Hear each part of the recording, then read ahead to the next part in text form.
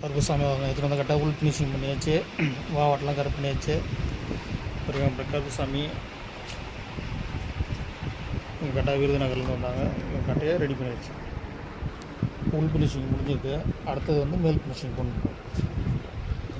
மேலே ரெடியானவுடனே மேல் ஃபினிஷிங். கருப்புசாமி விருதுநகர் மாவட்டத்தில் வந்தாங்க, அவங்க கரெக்டாக மேல் ஃபினிஷிங் பண்ண போகிறாங்க.